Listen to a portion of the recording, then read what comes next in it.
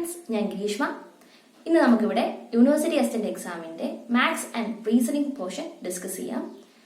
കഴിഞ്ഞ എക്സാം ഇത്തിരി ടഫായിരുന്നു, maths and reasoning section, പക്ഷെ നല്ല ഈസി ആയിരുന്നു. എക്സാം ടഫായാലും ഒട്ടും വിഷമിക്കേണ്ട. ഉടനെ തന്നെ RRB NDPC എക്സാം വരുന്നതായിരിക്കും. ഇന്ന് തൊട്ട് തന്നെ നിങ്ങൾ പഠിച്ചു തുടങ്ങുക. ഞാൻ നാളെ തൊട്ട് എന്റെ ക്ലാസ്സുകൾ ഇടുന്നതായിരിക്കും. നിങ്ങൾ എന്റെ കൂടെ ഫോളോ ചെയ്ത് കഴിഞ്ഞാൽ നിങ്ങൾക്ക് ഷുവർ ആയിട്ടും RRB NDPC എക്സാം ക്രാക്ക് ചെയ്യാൻ പറ്റും. അങ്ങനെയാണെങ്കിൽ നമുക്ക് ഡിസ്കഷനിലോട്ട് പോവാം. ഫസ്റ്റ് ക്വസ്റ്റ്യൻ, ഞാനിത് എന്റെ കയ്യിലിരിക്കുന്നത് ഇന്നലെ നടന്ന എക്സാമിന്റെ ഡി കോഡിലെ ക്വസ്റ്റ്യൻ ബുക്ക്ലെറ്റ് ആണ്. അപ്പൊ first question, volume of a cube കണ്ടുപിടിക്കാൻ വേണ്ടിയാണ്. അതിന്റെ സർഫസ് ഏരിയ തന്നിട്ടുണ്ട്. അപ്പൊ ക്യൂബിന്റെ വോളിയത്തിന്റെ ഫോർമുല എന്താ?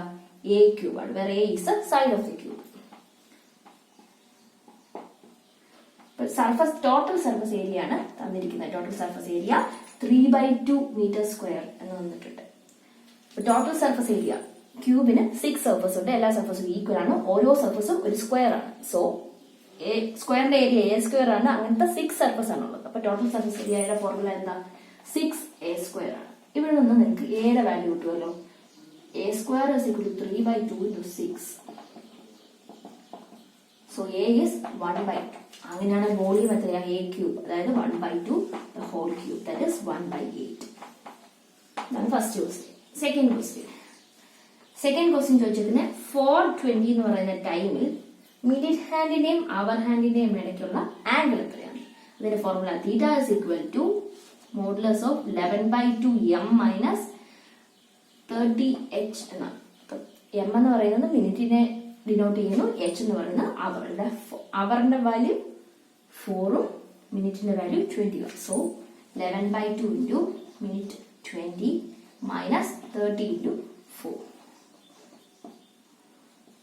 110 minus 1 വരും, അതായത് -10 വരും. നമ്മൾ മോഡുലസിലായതുകൊണ്ട് 10 ഡിഗ്രി.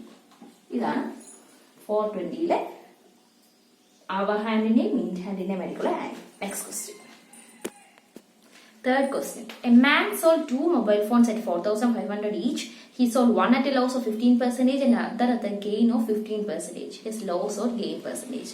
അതായത് 4,500 റുപ്പീസിന് അയാളുടെ 2 മൊബൈൽ ഉണ്ട്.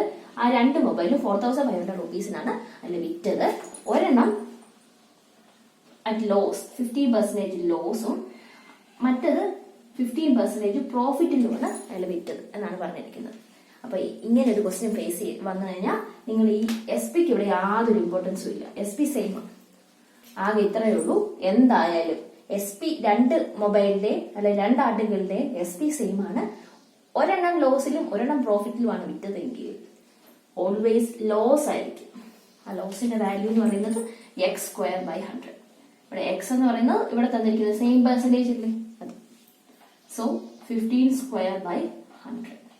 That is 225/100, 2.25%. Next question. John started from his home and walked 12 kilometers. So, John's വീട്ടിൽ നിന്ന് 12 കിലോമീറ്റർ ട്രാവൽ ചെയ്തു. Then he took right turn. So, ഇവിടെ വരെ പോയിട്ട് റൈറ്റ് ടേൺ എടുത്തു. എന്നിട്ട് എത്ര കിലോമീറ്റർ പോയി? 4 കിലോമീറ്റർ പോയി. Again he took, പിന്നെയും റൈറ്റ്, താഴോട്ട് പോയി, പിന്നെ റൈറ്റ് എന്ന് പറയുമ്പോൾ ഇങ്ങോട്ട്, എന്നിട്ട് 8 കിലോമീറ്റർ പോയി. Finally took another turn and walked 1 kilometre. പിന്നെയും റൈറ്റ് ടേൺ, ഇവിടുന്ന് റൈറ്റ് ടേൺ എടുത്തിട്ട് 1 കിലോമീറ്റർ പോയി. അങ്ങനെയാണെങ്കിൽ how far is he from his home? അപ്പൊ ഹോം എവിടെയാണ്? ഇവിടുന്ന് ഇപ്പൊ നിൽക്കുന്ന പോയിന്റ് വരെ എത്ര ഡിസ്റ്റൻസ് ഉണ്ട് എന്നാണ് ക്വസ്റ്റ്യൻ. അപ്പൊ നമുക്ക് ഷോർട്ടസ്റ്റ് ഡിസ്റ്റൻസ് ആണ് ഓൾവേസ് കാൽക്കുലേറ്റ് ചെയ്യേണ്ടത്. ഇങ്ങനെ പോയി ഇങ്ങനെ പോകാം, പക്ഷെ അത് ഷോർട്ടസ്റ്റ് ഡിസ്റ്റൻസ് അല്ല. ഷോർട്ടസ്റ്റ് ഡിസ്റ്റൻസ് എപ്പോഴും ഇതായിരിക്കും. ഇതാണ് നമുക്ക് ചോദിച്ചിരിക്കുന്ന വാല്യൂ. ഇത് 1 ആണ്. സോ ഇത് ടോട്ടൽ 4 ആണ്. 4 - 1 ഇത് 3 ആണ്. ഇത് ടോട്ടൽ 12 ആണ്. 12 - 8 5 ആണ്. 4 ആണ് ഇത്. സോ ഇതൊരു റൈറ്റ് ആംഗിൾ ട്രയാങ്കിൾ ആയിട്ട് കൺസിഡർ ചെയ്യുവാണെങ്കിൽ 3, 4 ഇത് 5 ആയിരിക്കും. ഇതൊരു പൈതഗോറിയൻ ട്രിപ്ലറ്റ് ആണ്. Pythagorean triplet hypotenuse square is equal to base square plus altitude square എന്നുള്ള ഫോർമുല വെച്ച് നിങ്ങൾക്ക് ചെയ്യാം. പക്ഷേ ഇതൊരു പൈതഗോറിയൻ ട്രിപ്ലറ്റ് ആയിട്ട് കാണാൻ നിങ്ങൾ ഓർത്തിരിക്കുകയാണെങ്കിൽ 3ഉം 4ഉം വന്നു കഴിഞ്ഞാൽ ഇവിടെ ഉറപ്പായിട്ട് 5 ആയിരിക്കും. So distance from home is 5. Next question. ഇതാണ് അടുത്ത question. Dash percentage of 21.6 is 64.8. അപ്പം let it be x. x by percentage means out of 100. Of എന്ന് വെച്ചാൽ മൾട്ടിപ്ലിക്കേഷൻ. 21.6 is equal to 64.8 എന്നാണ് ക്വസ്റ്റ്യൻ. അങ്ങനെയാണെങ്കിൽ x is equal to 64.8 into 100 by 21.6. രണ്ടടുത്ത് ഒരേ ഒരു place കഴിഞ്ഞാൽ ഡെസിമൽ പോയിന്റ്. സോ രണ്ടടുത്ത് ഇൻറ്റു 10 ചെയ്ത് കഴിഞ്ഞാൽ ഇതിനെ 648 പിന്നെ 216 എക്സ്പ്രസ് ചെയ്യാമല്ലോ. ഇനി 216 into 3 ആണ് 648. So answer is 300. Next question. 2.27 cube plus 3 into 1.23 square into 2.27 plus 3 into this plus 1.23 cube divided by this. ഇതാണ് ഇതിന്റെ സൊല്യൂഷൻ എന്താണെന്നാണ് ക്വസ്റ്റ്യൻ. അപ്പൊ ക്യൂബ് വെച്ച് വന്നു കഴിഞ്ഞാൽ തന്നെ ഇത് a plus B the whole ക്യൂബിന്റെ എക്സ്പാൻഷൻ ആണെന്ന് ജസ്റ്റ് ചെക്ക് ചെയ്യുക. എ എന്ന് പറയുന്നത് ഇവിടെ ഒരെണ്ണം 2.27 ബി എന്ന് പറയുന്നത് 1.23 ആണെങ്കിൽ എ ക്യൂബ് ഇതിനെ A cube plus 3 a square B plus 3 b square plus B cube എന്ന് എക്സ്പ്രസ് ചെയ്യാലോ. ഇത് താഴെ തന്നിരിക്കുന്നത് എ പ്ലസ് ബി. അപ്പൊ ഇതെന്ന് പറയുന്നത് A plus B the whole ക്യൂബിന്റെ എക്സ്പാൻഷൻ ആണ് ഡിവൈഡഡ് ബൈ ഇവിടെ എന്താ എ പ്ലസ് ബി. സോ ഒരു എ പ്ലസ് ബി ഇതിലെ ഒരു A plus B cancel. So A plus B the whole square ആണ് ആൻസർ. ഇനി എ പ്ലസ് ബി എന്താ? ഇത് രണ്ടുകൂടെ ആഡ് ചെയ്യുന്നത് 7 plus 3 3.5. സോ ജസ്റ്റ് 3.5 സ്ക്വയർ ആണ് ചോദിച്ചിരിക്കുന്നത്. 5 ഇത് ഈസി ആയിട്ട് ചെയ്യാം, മൾട്ടിപ്ലൈ ചെയ്യേണ്ടതൊന്നും ആവശ്യമില്ല. ഒരു 5 എൻഡ് ചെയ്യുന്ന നമ്പറിന്റെ സ്ക്വയർ എന്ന് പറയുന്നത് 5 സ്ക്വയർ 3 25. സോ ഇത് സ്ക്വയർ എടുക്കുമ്പോൾ 2 ഡെസിമൽ പോയിന്റ് കഴിഞ്ഞാണ് ഡെസിമൽ പോയിന്റ് 2 പ്ലേസസ് കഴിഞ്ഞാൽ ഡെസിമൽ പോയിന്റ്. ഇനി അടുത്ത് തന്നെ 3 into നെക്സ്റ്റ് നമ്പർ 3 into 4 12. ഇതാണ് answer. Next question. Next question എന്ന് പറയുന്നത് LCM of squares of two numbers are ഇത് and HCF is 4. If one of the number is 14, what is the other number? അപ്പൊ ഈ question നമ്മൾ options use ചെയ്താണ് ചെയ്യാൻ പോകുന്നത്. 2 നമ്പർ ഉണ്ട്, ഒരു നമ്പർ തന്നിട്ടുണ്ട് 14 ആണ്. അടുത്ത നമ്പർ നമ്മൾ കണ്ടുപിടിക്കണം. ഈ 2 നമ്പറിന്റെയും കൂടെ സ്ക്വയേഴ്സിന്റെ LCMഉം HCFഉം ആണ് തന്നിരിക്കുന്നത്. അപ്പം HCF എന്ന് പറഞ്ഞാൽ എന്നാ?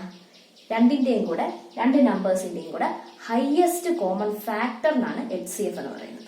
അപ്പം ഒരു നമ്പർ 14 ആണ്. അപ്പൊ നമ്പറിന്റെ സ്ക്വയറിന്റെ എന്നാ പറഞ്ഞേക്കുന്നത്. അപ്പൊ 14 സ്ക്വയർ 196. പിന്നെ ഇതിലെ ഏതെങ്കിലും ഒരു നമ്പർ ആണ് നെക്സ്റ്റ് നമ്പർ. അതിന്റെ രണ്ടിന്റെയും കൂടി HCF 4 ആണെന്നാ പറഞ്ഞേക്കുന്നത്. അപ്പൊ നമ്മൾ നോക്കുക. ഫസ്റ്റ് ഓപ്ഷൻ എലിമിനേറ്റ് ചെയ്യാൻ പോവാണ് ഞാൻ. 13 എടുത്തു. 13 എടുത്തു കഴിഞ്ഞാൽ 13 സ്ക്വയർ എന്ന് പറയുന്നത് 169. അതായത് 13 into 13 എഴുതാലോ. 196 എനിക്ക് 169. ഇതെന്ന് പറയുന്നത് 14 into 14 ആണ്. 169 എന്ന് പറയുന്നത് 13 into 13. ഇതിനെ വീണ്ടും ഫാക്ടറൈസ് ചെയ്താൽ 2 into 7 ആണ് 14. Again 2 into 7.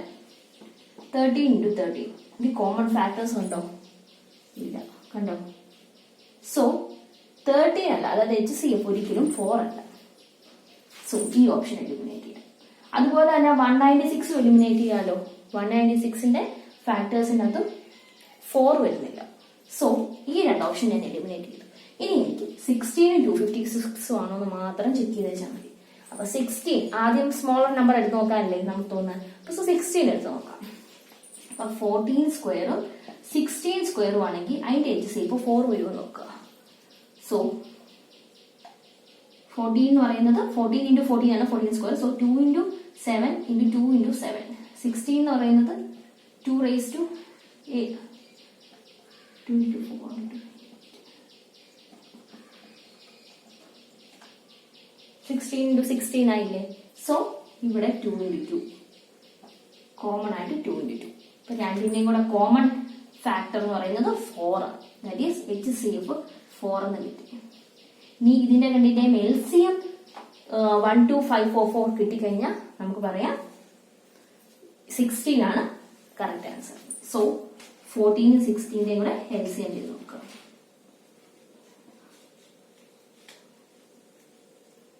സോറി 14 അല്ല, നമുക്ക് വേണ്ടത് ഇതിന്റെ സ്ക്വയറിന്റെയാ.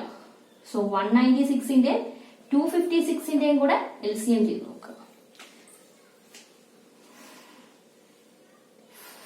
XC 4 ആണല്ലോ, സോ ഞാൻ 4 കൊണ്ട് തന്നെ എനിക്ക് ഡിവൈഡ് ചെയ്യാൻ പറ്റും. 4 4 4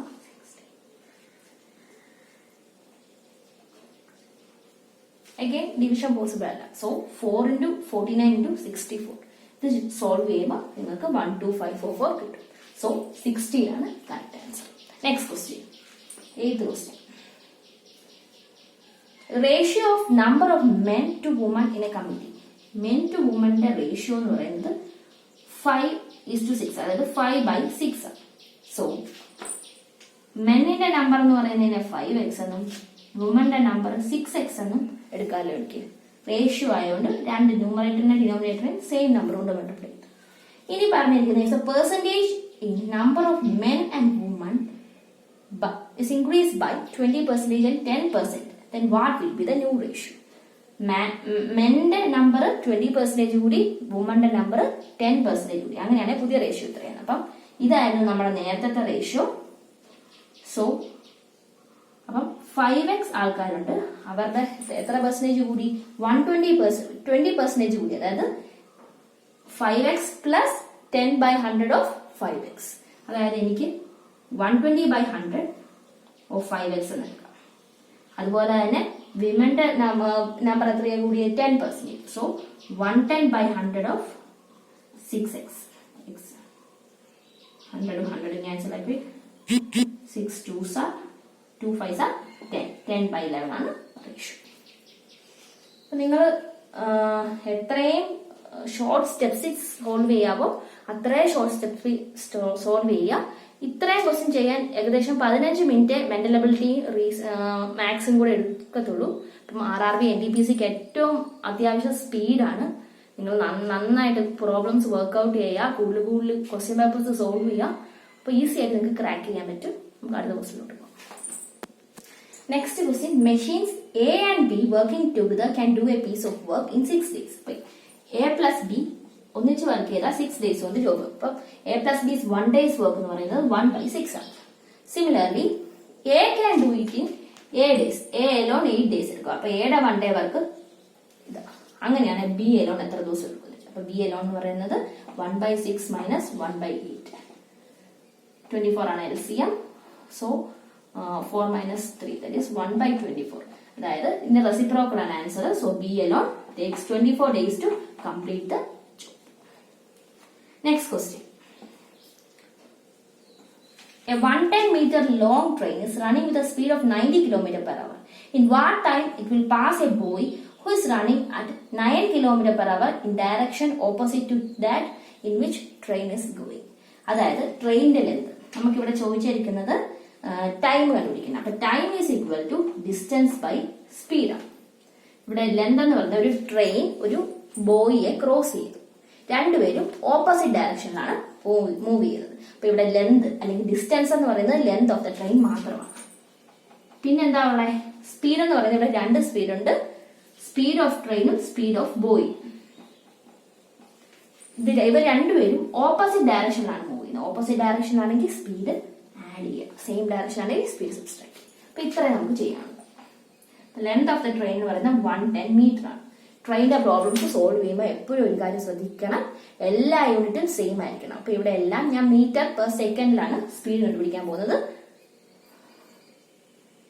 സോ ട്രെയിനിന്റെ ലെങ്ത് 110 മീറ്റർ തന്നിട്ടുണ്ട്, സ്പീഡ് പക്ഷെ കിലോമീറ്ററിലാണ് തന്നിട്ടുണ്ട്. എത്രയാ സ്പീഡ്? 90 ആണ് ട്രെയിനിന്റെ സ്പീഡ്, 9 ആണ് ബോയിയുടെ സ്പീഡ്. ഇനി ഇതിനെ മീറ്റർ പെർ സെക്കൻഡ് ആക്കണമെങ്കിൽ ട്രെയിനിന്റെ ലെങ്ത് മീറ്ററിലാണ്. സോ ഇൻറ്റു 5/18 ചെയ്യണം. Okay, 110 into 18/99 into 5. 9 11s are 9 2s are 11 10s are 5 2s are. 22 4 second ആണ് ആൻസർ. Next question. അടുത്ത അടുത്ത question, A is brother of B, C is sister of D, B is son of C, how A is related to C. A is brother of B എന്ന് പറയാം. A is, ഇവർ രണ്ടുപേരും same generation പെട്ടവര്. A is brother of B. അപ്പൊ A മെയിലാണ്, മനസ്സിലായി. മെയിലാണ് plus ഒന്ന് ഡിനോട്ട് ചെയ്യും. ഇനി പറഞ്ഞിരിക്കുന്ന C is sister of D. അത് എവിടെ വേണമെങ്കിലും ആകാം. അതുകൊണ്ട് അടുത്ത സ്റ്റേറ്റ്മെന്റ് ഇവിടെ വായിക്കുക. B is son of C. B എന്ന് പറയുന്നത് സിയുടെ സണ്ണാണ്. അപ്പൊ ബി മെയിലാന്ന് കിട്ടി, സിയുടെ സണ്ണാന്ന് കിട്ടി. ഇനി തൊട്ട് മുമ്പത്തെ സെന്റൻസ് ഇത് വായിച്ചു. C is sister of D. So C is sister of, ഇവർ രണ്ടുപേരും സെയിം ജനറേഷൻ ആണ്. സി സിസ്റ്റർ ആയതുകൊണ്ട് സി ഫീമെയിൽ ആണ്. സോ -1. ഇത്രയുമാണ് തന്നിരിക്കുന്ന ഡേറ്റ. ഒന്നിനെ പറയാം. A is brother of B, അത് നോട്ട് ചെയ്തു. ബ്രദർ ആയതുകൊണ്ട് എ മെയില പ്ലസ് ഡിനോട്ട് ചെയ്തു. C is sister of D, പക്ഷെ അത് എവിടെയാണ് പറഞ്ഞിട്ടുള്ളത്. അതുകൊണ്ട് അടുത്ത സ്റ്റേറ്റ്മെന്റ് വായിക്കാം. B is son of C. B സിയുടെ സൺ ആണ്. അപ്പൊ ഇത് തൊട്ട് മുമ്പത്തെ ജനറേഷൻ ആണ്. ബി സൺ ആയതുകൊണ്ട് പ്ലസ്, പിന്നെ C is sister of D, sister ആയതുകൊണ്ട് മൈനസ്. ഇനി നമ്മളോട് വെച്ചിരിക്കുന്നത് A, how A is related to C. A എന്ന് പറയുന്നത് സിയുടെ മകനല്ലേ. So son answer. ഇതാണ് അടുത്ത ക്വസ്റ്റ്യൻ. ഈ ഡാഷിലൂടെ ഏത് നമ്പർ വരുന്നതാണ് ക്വസ്റ്റ്യൻ. അപ്പം 37, ഈ സീരീസ് 37 50 ഡിഫറൻസ് കണ്ടുപിടിക്കുക. 13 ആണ് ഡിഫറൻസ്. അപ്പൊ 37 പ്ലസ് 13 ചെയ്തപ്പോഴാണ് 50 കിട്ടിയത്. അതുപോലെ 82 101 തന്നിരിക്കുന്നത്, അതിന്റെ ഡിഫറൻസ് കണ്ടുപിടിക്കുക. അപ്പം 82 പ്ലസ് 19 ചെയ്തപ്പോഴാണ് 101 കിട്ടിയത്. അപ്പൊ നോക്കിക്കേ, 13 നെക്സ്റ്റ് നമ്പർ ഓഡ് നമ്പേഴ്സ് ആണ് നിൽക്കുന്നത്. 13 പ്ലസ് 15 ചെയ്ത് നോക്കുക. പ്ലസ് 15 ചെയ്യും 65 ആണ് വരുന്നത്. പ്ലസ് അടുത്ത ഓഡ് നമ്പർ ഏതാ? 17. അപ്പൊ 65 പ്ലസ് 17 ചെയ്തപ്പോൾ 82 കിട്ടി. നെക്സ്റ്റ് 90. അപ്പൊ ഇത് കറക്റ്റ് ആയിട്ട് വന്നുകൊണ്ട് 65 ആണ് answer. Trial and error method use ചെയ്യുക. ഏത് സീരീസാ, എന്ത് സീരീസ് ആണെന്ന് നമ്മൾ ആദ്യം കണ്ടുപിടിക്കണം. ട്രയൽ ആൻഡ് എറർ മെത്തേഡ് അത് ഓപ്ഷനകത്ത് വരുവാണെങ്കിൽ അതാണ് നമ്മൾ ചെയ്ത് കറക്റ്റ് ആണ്. അപ്പൊ ഇവിടെ 65. Next question. A number when divided by 5 leaves a remainder 3. ഒരു നമ്പറിനെ 5 കൊണ്ട് ഡിവൈഡ് ചെയ്തപ്പോൾ 3 റിമൈൻഡർ ആയിട്ട് കിട്ടി. The square of the number is divided by 5, the remainder is. ഏതോ ഒരു നമ്പറിനെ 5 കൊണ്ട് ഡിവൈഡ് ചെയ്തപ്പം റിമൈൻഡർ 3 കിട്ടി. അങ്ങനെയാണെങ്കിൽ ആ നമ്പറിന്റെ സ്ക്വയറിനെ 5 കൊണ്ട് ഡിവൈഡ് ചെയ്താൽ റിമൈൻഡർ 3 കിട്ടും. അപ്പൊ ഇതും ഒരു ട്രയൽ ആൻഡ് എറർ മെത്തേഡാണ്. ഓപ്ഷൻ വെച്ചോണ്ട് ആൻസർ ചെയ്യുക. അപ്പൊ ഫസ്റ്റ് ഒരു നമ്പറിനെ 5 കൊണ്ട് ഡിവൈഡ് ചെയ്തപ്പോൾ റിമൈൻഡർ 3 കിട്ടി. അപ്പൊ 2-3 നമ്പേഴ്സ് എടുത്ത് ചെയ്ത് നോക്കുക. ഒരു നമ്പറിനെ ഏറ്റവും 1 ഡിജിറ്റ് നമ്പർ ആണെങ്കിൽ ഏത് നമ്പറിനെ 5 കൊണ്ട് ഡിവൈഡ് ചെയ്താൽ 3 കിട്ടും? 8. സോ 8/5 ചെയ്തപ്പം എനിക്ക് 3 റിമൈൻഡർ കിട്ടി. അങ്ങനെയാണെങ്കിൽ 8ന്റെ സ്ക്വയർ കൊണ്ട് 5നെ ഡിവൈഡ് ചെയ്താൽ എന്ത് റിമൈൻഡർ കിട്ടും? 8 സ്ക്വയർ 64. 64നെ ഞാൻ 5 കൊണ്ട് ഡിവൈഡ് ചെയ്ത് കഴിഞ്ഞാൽ എനിക്ക് റിമൈൻഡർ 4 ആണ് കിട്ടുന്നത്. അതുപോലെ തന്നെ അടുത്ത എക്സാമ്പിൾ ചെയ്ത് നോക്കാം. 13നെ 5 കൊണ്ട് ഡിവൈഡ് ചെയ്താൽ 3 റിമൈൻഡർ കിട്ടും. കറക്റ്റ് അല്ലേ? അങ്ങനെയാണ് 13ന്റെ സ്ക്വയർ 169നെ 5 കൊണ്ട് ഡിവൈഡ് ചെയ്താൽ എന്ത് വരും? 165 ആണ് ഇതിന്റെ നിയറസ്റ്റ് ഫാക്ടർ. റിമൈൻഡർ 4. അപ്പം ആൻസർ എത്രയാ? 4 ആണ് ആൻസർ. ഓപ്ഷൻ അത് 4 ഉണ്ട്. 4 ആണ് കറക്റ്റ് ആൻസർ. Next question. ആൽഫബറ്റിന്റെ കോഡ് ഇതാണെങ്കിൽ ന്യൂമറലിന്റെ കോഡ് എന്താണെന്ന് ക്വസ്റ്റ്യൻ. ഈ കോഡിംഗ് ടൈപ്പിലെ പ്രോബ്ലം എപ്പോഴും ഓപ്ഷൻ വെച്ച് ചെയ്യുക. വെറുതെ ടൈം വേസ്റ്റ് ചെയ്യേണ്ട ആവശ്യമില്ല. ലാസ്റ്റ് വേണ്ടി പോലും ഈ പ്രോബ്ലം ക്രാക്ക് ചെയ്യാൻ പറ്റും. അപ്പൊ നോക്കിക്കേ, ഇതിനകത്ത് ഓപ്ഷൻസിനകത്ത് സെയിം ആയിട്ട് എവിടെ വരെ വരുന്നുണ്ട്? എം ടി സെയിം, എല്ലായിടത്തും സെയിം. അപ്പൊ ഫസ്റ്റ് 2 ലെറ്റർ ഉറപ്പായിട്ട് എം ടി ആയിരിക്കും. നെക്സ്റ്റ് ലെറ്റർ നമ്മൾ നോക്കിയാൽ ഇവിടെ 2 എൽ ആണ്, ഇവിടെ 2, ഇവിടെ ക്യൂ ആണ്, ഡി ആണ്. മിക്കവാറും അടുത്ത ലെറ്റർ എൽ തന്നെയായിരിക്കും. 2 ഓപ്ഷൻ സെയിം ആയിട്ട് വരുന്നില്ലേ? നമുക്ക് എന്തായാലും ചെക്ക് ചെയ്തേക്കാം. ഇനി ഇത് ഏത് തരം കോഡാണ് ആദ്യം കണ്ടുപിടിക്കണം. അപ്പൊ A-1 ചെയ്താൽ ഇസഡ് കിട്ടും. ഇസഡ് കഴിഞ്ഞ് നെക്സ്റ്റ് ലെറ്റർ ആണ് എ, കെ എൽ. അങ്ങനെയാണ് സീരീസ് പോയേക്കുന്നത്. സോറി, ഇതൊക്കെയാണ്. ഓക്കെ, അപ്പം ഇസഡ് കഴിഞ്ഞ് കെ കഴിഞ്ഞ എൽ. അങ്ങനെയാണെങ്കിൽ MNTU എല്ലാം MNL. അപ്പൊ ഉറപ്പായിട്ട് എല്ല. അപ്പൊ ഈ 2 ഓപ്ഷനിൽ ഒരെണ്ണമാണ് കറക്റ്റ്. ഇനി അടുത്തത് എന്താ? എന്ത് കഴിഞ്ഞിട്ടാണ് ഇ വരുന്നത്? ടി കഴിഞ്ഞല്ലേ ഇ വരുന്നത്. സോ ഇവിടെയാണ് ഡി വരുന്നത്, ഇവിടെ ക്യൂ ആണ്. അപ്പം ആൻസർ ഓപ്ഷൻ എ ആണ്. പിന്നെ ബാക്കി ചെയ്യേണ്ട ആവശ്യമില്ല. കറക്റ്റ് ആയിട്ട് അത് മാത്രമേ ഉള്ളൂ. MTL MTL വരുന്ന ഇത് രണ്ടുപേ ഉള്ളൂ. നെക്സ്റ്റ് ലെറ്റർ D വരുന്ന ഇത് മാത്രമേ ഉള്ളൂ. Okay, next question. ഇതാണ് നെക്സ്റ്റ് ക്വസ്റ്റ്യൻ. 3 27 തമ്മിലുള്ള സെയിം റിലേഷൻ ആണ് 11 അടുത്ത നമ്പറും തമ്മിലുള്ളത്. അതാണ് ഈ ടൈപ്പ് പ്രോബ്ലം. ഇപ്പൊ 3 എന്താണ് 27? 3 ക്യൂബ് ആണ്. സോ 11 ക്യൂബ് ഏതാണ്? 11 ക്യൂബ് 1331.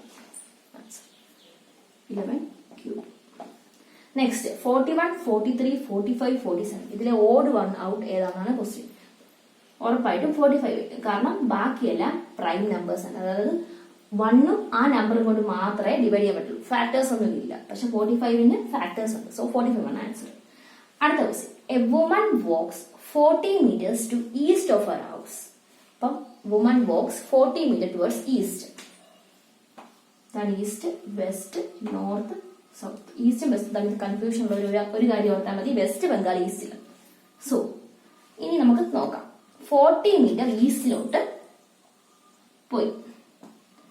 ദെൻ എന്ത് പറ്റി? Then turn left. ലെഫ്റ്റിലോട്ട് ഇങ്ങോട്ട് പോകുമ്പോൾ ലെഫ്റ്റ് മുകളിലോട്ടാണ്. ലെഫ്റ്റിലോട്ട് തിരിഞ്ഞു and goes 20 meters. Then turning to west again goes 10 meters. പിന്നെ വെസ്റ്റിലോട്ട് തിരിഞ്ഞ് 10 meters കൂടെ പോയി. And start walking to her house. ഇവിടുന്ന്